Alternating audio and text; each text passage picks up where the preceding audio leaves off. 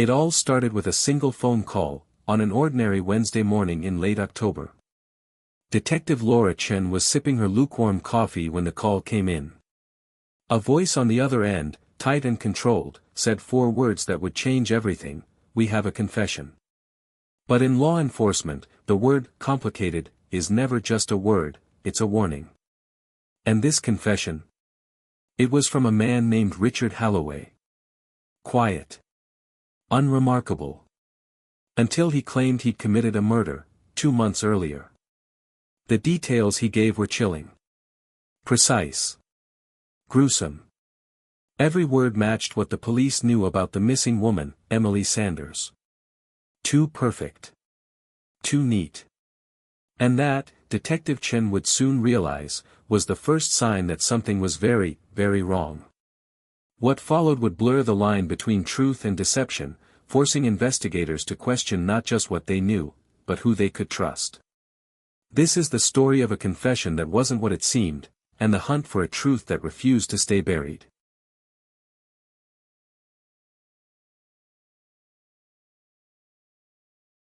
It began, as so many cases do, with a single call. A quiet, ordinary Wednesday in late October, and Detective Laura Chen was sipping her lukewarm coffee when the phone rang. The voice on the other end was tight, controlled. "We have a confession," the officer said, "but it's complicated." Complicated, in law enforcement, is usually code for chaos waiting to unfold. The confession came from a man named Richard Halloway. In his late 40s, quiet, seemingly unremarkable, but with a criminal record that made a detective pause. Burglary, minor assaults, nothing violent enough to put him on a serial radar. Yet, here he was, sitting across from a camera in a stark interrogation room, confessing to a murder he claimed he committed 2 months earlier. He described it in meticulous detail. The victim's name, the scene, even the precise moment he said he ended her life. "She screamed," he said, voice low, almost mournful. "I didn't want to do it, but she saw me, and I panicked.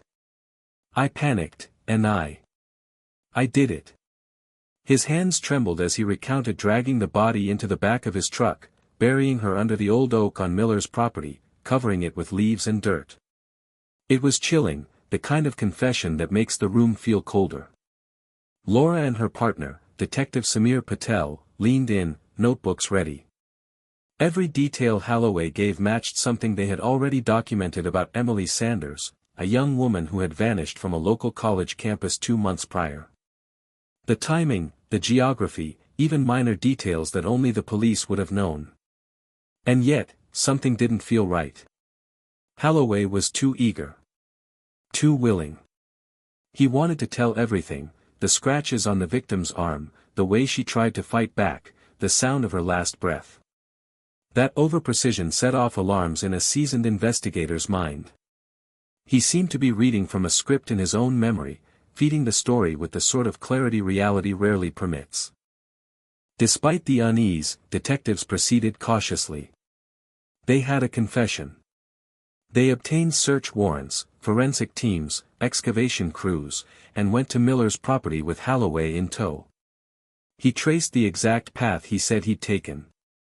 His shoes crunched over the autumn leaves, each step echoing in the empty field. But when the forensic team dug, they found nothing. No trace of Emily. No clothing. No bones. Not even a disturbance in the soil that could be tied to a recent burial. It was as if the grave had never existed. Laura asked him again. "Are you sure this is the right place?" Halloway's face tightened. "Yes. I buried her there. I did it." The tension in the air thickened. Richard Halloway, by his own account, was a murderer. But the victim he described wasn't in that grave. And when they spoke to Emily's roommate, family, and friends, all details of her life, the route she took to campus, her last messages, her part-time job schedule, didn't match Halloway's timeline. Laura sat back in the car that night, staring at the ceiling of the precinct. Something about Halloway's confession felt like a puzzle missing pieces. There was a truth here, she knew it, but it wasn't lining up with the narrative he insisted was reality. The breakthrough came from the lab. Forensic results returned from Emily's apartment. DNA evidence on her window latch showed forced entry, but not the type of violence Holloway described. Emily had not been attacked in a park or dragged into a field, she had been inside her own apartment. The crime scene had been staged to appear chaotic, misleading investigators. Laura and Samir stared at the report. "So, he didn't kill her?" Samir asked, disbelief in his voice. "No," Laura said quietly. "At least, not how he said he did." Holloway, when confronted, doubled down. "I'm telling the truth," he insisted. "I killed her. I buried her there." Detectives began to reconsider everything they thought they knew about him. They delved deeper into his past. They found a history of lies, stolen identities, fabricated tragedies. Holloway had a habit of inserting himself into news stories, claiming responsibility for incidents he could never have committed. It became clear, the confession was less a reflection of reality than a performance.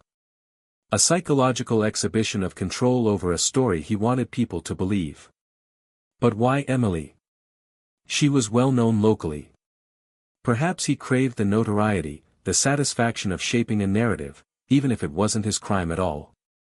The real shock came when the investigation shifted to Emily's apartment.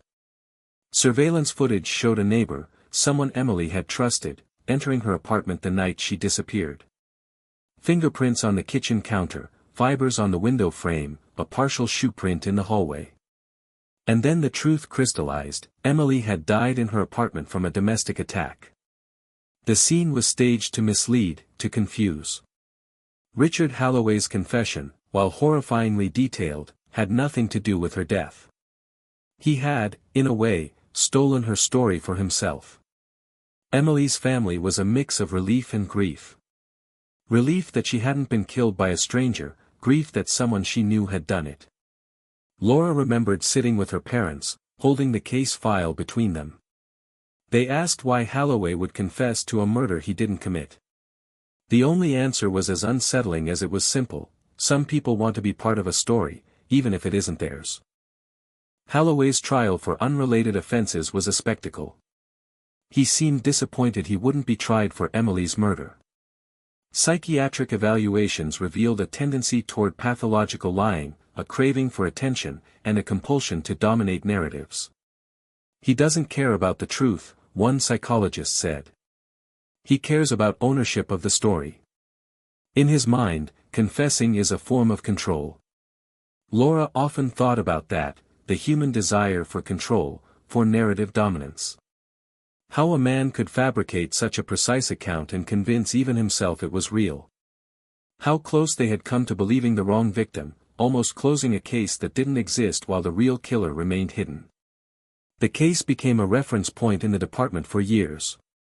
It was dissected, used in training, how confessions are not always confessions, how forensic evidence must be the backbone of truth, and how the mind can warp reality in astonishing ways. Holloway's story haunted Laura, even when he was locked away. She would replay his words in her mind, hear the tremble in his voice, see the outline of a grave that didn't exist. It was a reminder that sometimes, the most dangerous thing isn't the murderer you know, it's the story someone tells that isn't theirs to tell.